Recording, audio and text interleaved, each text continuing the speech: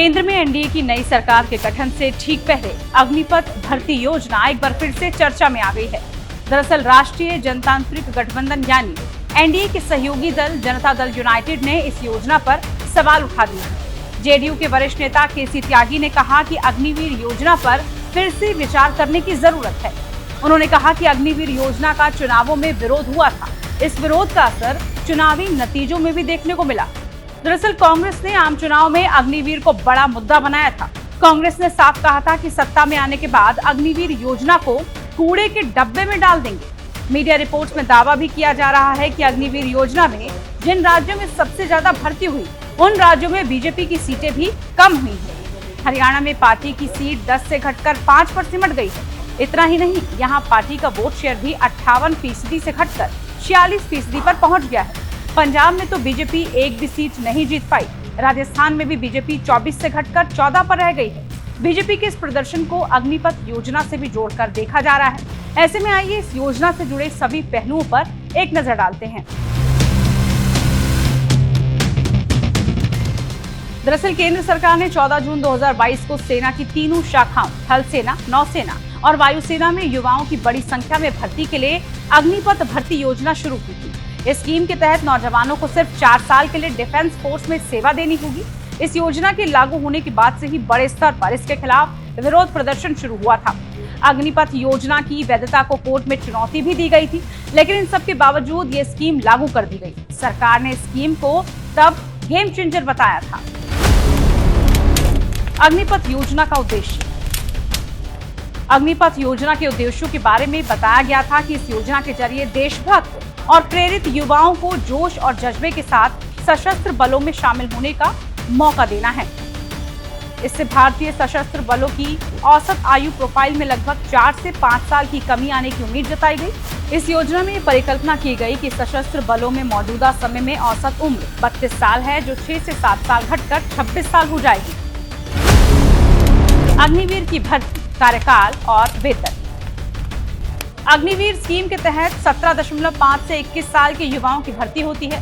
10वीं और 12वीं पास कर चुके युवा इसके लिए अप्लाई कर सकते हैं।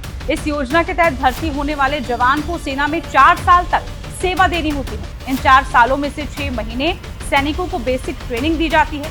इनका रैंक मौजूदा रैंक से अलग होता है और ये अग्निवीर कहलाते हैं। वहीं वेतन की बात की जाए तो ज्वाइनिंग के पहले साल में अग्निवीरों को 4.76 लाख रुपए का पैकेज मिलता है। 4 साल का कार्यकाल खत्म होने तक इसे 6.92 लाख रुपए तक बढ़ा दिया जाता है। यानी अग्निवीरों को हर महीने 30,000 से 40,000 सैलरी मिलती है। इसके अलावा तीनों सेनाओं के स्थायी सैनिकों की तरह अवार्ड, मेडल, भत्ता भी मिलता है। वहीं सरकार 44 लाख का बीमा भी इनके लिए कराती है। 4 साल के बाद क्या करेंगे अग्निवीर? 4 साल का कार्यकाल पूरा होने के बाद अग्निवीर सेना में स्थायी नौकरी के लिए आवेदन कर सकते हैं। सेना के अधिकारी अग्निवीरों को उनकी योग्यता और प्रदर्शन के आधार पर स्थायी करने पर विचार करेंगे। 25% अग्निवीरों को स्थायी कैडर में भर्ती किया जाएगा। सेना से रिटायर होने वाले 75% अग्निवीरों को सेवा निधि पैकेज भी दिया जाएगा। ये 11 से 12 लाख रुपए का पैकेज आंशिक तौर पर अग्निवीरों के ही मंथली कंट्रीब्यूशन से फंड किया जाएगा। इसके अलावा उसको मिले स्किल सर्टिफिकेट और बैंक लोन के जरिए उन्हें दूसरा करियर शुरू करने में भी मदद की जाएगी। अग्निपथ स्कीम पर उठते सवाल। अग्निपथ योजना को लेकर सबसे बड़ा सवाल उनके कार्यकाल को लेकर उठता जा रहा है। 4 साल की सेवा काल का मतलब होगा कि उसके बाद दूसरी नौकरियां उनकी पहुंच से बाहर होंगी और 4 साल की अवधि पूरा करने वाले सैनिक फिर से सेवा के लिए पात्र भी नहीं होंगे। दूसरा सवाल पेंशन को लेकर भी उठता है। अग्निवीरों को कोई पेंशन लाभ नहीं मिलेगी, तो ऐसी स्थिति में ज्यादातर अग्निवीरों के लिए दूसरी नौकरी की तलाश करना जरूरी होगा। तीसरा सवाल ये उठता है कि सेना अनुभवी सैनिकों को खो देगी। नियमित सैनिक और अग्निवीर में कैसा अंतर? नियमित सेवा पर कार्यरत सैनिक और 4 साल तक सेवा करने वाले अग्निवीर के बीच सबसे बड़ा अंतर ये है कि सैनिक को रिटायरमेंट के बाद पेंशन मिलेगी, जबकि अग्निवीर को नहीं मिलेगी। हालांकि अग्निवीरों में से 25% जो 4 साल के बाद सेना में शामिल हो जाएंगे, सेवानिवृत्ति के बाद पेंशन के लिए पात्र होंगे। युद्ध में घायल होने की स्थिति में एक नियमित सैनिक के परिवार को फैमिली पेंशन मिलती है, जो जीवन भर मिलने वाले अंतिम वेतन के बराबर ही होती है। इन पैसों पर कोई इनकम टैक्स नहीं लगता। अग्निवीर का परिवार केवल 48 लाख रुपए की गैर अंशदायी बीमा राशि के लिए पात्र है। ये नियमित सैनिक को हर साल की सेवा के लिए हर साल 15 दिनों के लिए ग्रेजुइटी मिलती है और 50 लाख रुपए का बीमा कवर भी होता है। नियमित सेवा पर रहने वाले सैनिकों को स्नातक स्तर पर बच्चों की शिक्षा के लिए भत्ता भी मिलता है। अग्निवीरों को इनमें से कोई भी कुछ भी नहीं मिलता। सैन्य सेवा वेतन और महंगाई भत्ते को मिलाकर एक नियमित सैनिक का शुरुआती वेतन लगभग 40,000 रुपए होता है, जबकि अग्निवीर का शुरुआती वेतन 30,000 रुपए होता है।